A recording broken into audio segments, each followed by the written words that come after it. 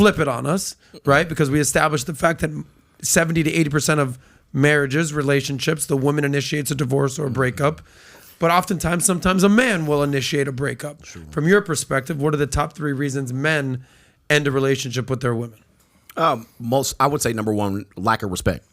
So that goes to, like I said, men want to feel loved, but oftentimes are the giver of love, and nobody really not a lot of people focus on men receiving. So if there's a lack of respect, he may pull the trigger on that one if it feels like he's not going to lose his children, right? So that would be reason number one. I would say lack of intimacy. People can say sex, but she can lie there like a Carl's Jr. star, and he can pump her 5 strokes. It don't mean that he got sex from her. You know what I mean? Most of the prostitution-oriented sex is in marriage.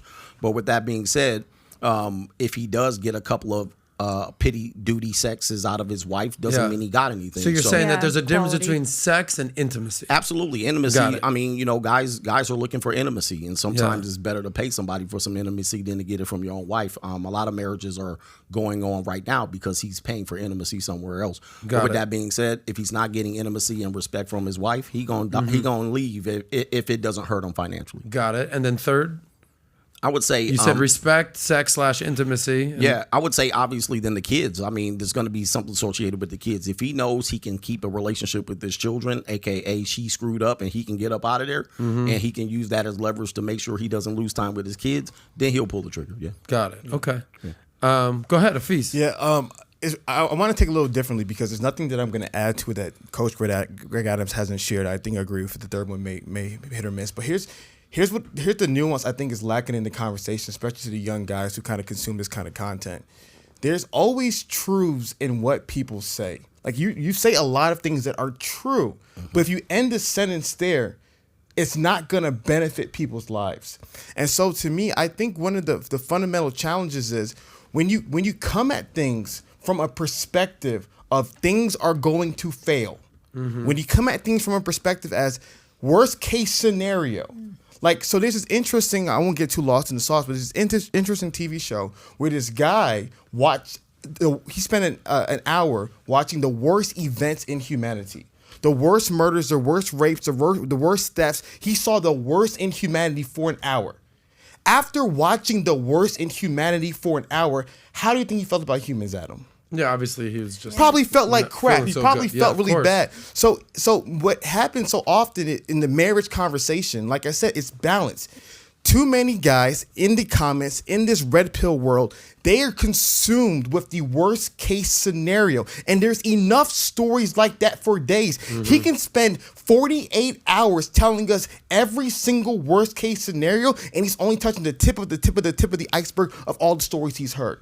There's enough information about the worst case scenario, about marriage, about divorce. Oh, she left me. And there's enough of that in this world. And so my biggest thing is that how does that make society better?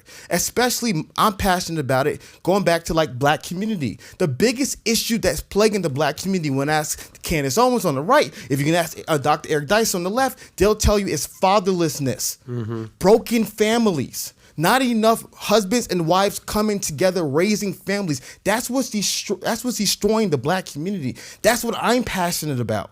And so to me, the biggest thing is how is simply spending all day, keyword all day, majority of my day, hearing about the worst case scenario about marriage and divorce and alimony and getting screwed over. How is that going to help black men become better fathers? How is that going to help them become better husbands? How is that going to equip them with the tools needed to build healthy families and to create legacies of change? And so to me, that's one of the biggest reasons why some of the conversation to me is just boring. It's like, okay, you have data, and then even some of the data is like 50% of marriages end in divorce. Is like, have we not looked up some of the most recent data? It's just like everything is biased, but it's biased to not lead to long-term success. And if we're honest about long-term success, a lot of this information is not it. I got a question for you. Do you have car insurance?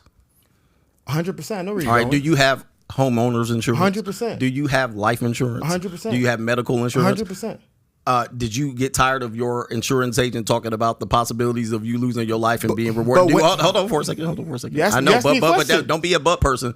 Here's the deal. Here's the deal. You have insurances although it's a very uncomfortable situation, and life insurance people who sell it tend to be scumbags. They tend to be looked at as scumbags, like, I don't want to have this conversation about me dying, but you surely will die. So you better have the conversation. The reality is, yes, it's a very tough conversation. I have to spend a lot of time talking about it. It's very difficult. However, there needs to be some insurance, and there's no insurance, and so we must talk about it. Well, I don't want to put words in Hafeez's mouth. I'm going to let you answer this, but here's how I'm interpreting this.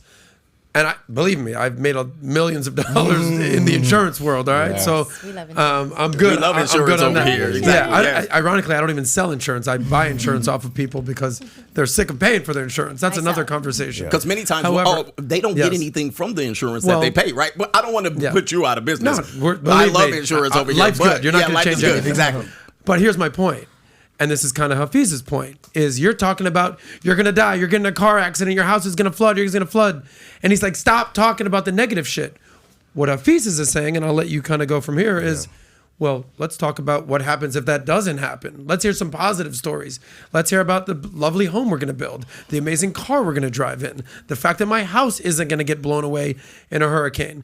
And I understand what you're saying is like, yeah, brother, you can have the most beautiful house, you can have the most beautiful car, you can have the most beautiful life, but you do need some protection. Just be fair. So it's almost like a both. You need both. But just to be fair, when two Yes. people enter into that agreement, that's what they talk about. They don't sit together talking about, hey, when we get divorced, and they sit to talk about those things. So the conversation is being had, but enough. it's almost between those two people. But when divorce happens, it happens in the court of public opinion, and it happens in the public court. Yeah. So Go ahead, Hafeez. you asked me a question. That's why I was responding, because you asked me. I was going to respond to the question, but it is what it is. So remember, this is how you know, Adam. This is a true test. Ali, if you want a true test to how someone views the world, see how balanced they are.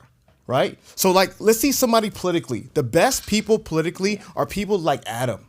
They can go hard on the right and go hard on the left. They can see the good in the right, they can see the good in the left. They have a balanced perspective of both sides. When someone's only going hard here 24/7, you notice a little bit of offness.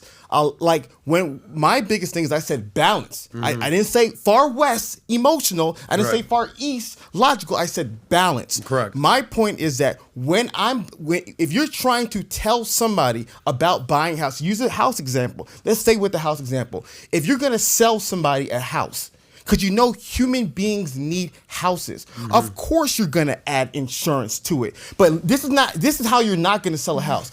Let me show you this beautiful house. Do you know if your house burns down and you're inside of it, you're gonna die? Do you know that there's all these electricity problems? You know when a hurricane comes, your house is gonna fall down. Yeah, you lose your commission if you sell it like that. And if I'm trying to sell something to you and telling you every worst case scenario, hey Adam, come drive this Lamborghini. Do you know that Lamborghinis, you can get in a crash, you can die? Do you know if you drive this certain speed, you can it's not either or, because this is what it blows my mind. I know how nihilistic these guys on the internet are, because they can't even tell the nuance. It's not either or, it's both. Yeah. I want you, please sit down with Coach and hear about the worst case scenario. Hear about how to protect yourself. Hear about the insurance. I want you to have that. But if all you're doing is watching him, I'm telling you, you're going to be deceived, because all you're going to be consumed about is the worst case scenario and the big bag boogeyman, aka the state, aka your woman screwing you over. You got to hear the balance. You got to hear the best of stories. And I remember Patrick Bet-David, shout out to PBD, said, I would love to hear, do a debate. On one end, people who've been married, happily married for 40 years, a beautiful marriage, and then the guy who's been in the worst divorce in human history. And then let the people hear both of the stories. And that's what I'm talking about. There's also good. There's also good that happens. There's horrible, but there's good. We need to share both stories. And my biggest problem is when we spend all day long, most of our time, because there's a profit model in it. And I shared to my guys in the Standard the profit model in it. CNN doesn't share anything positive about Donald Trump. Why? Because you don't make money that way. If I'm doing content on internet, I don't make money talking about healthy marriages. Who wants to watch that crap? Know how to make money? Crazy, delusional women screwing men of their money. Clicks, views, CPM through the roof. I know how it works. I can show you for days. I can pull up my analytics. I know how all this stuff works.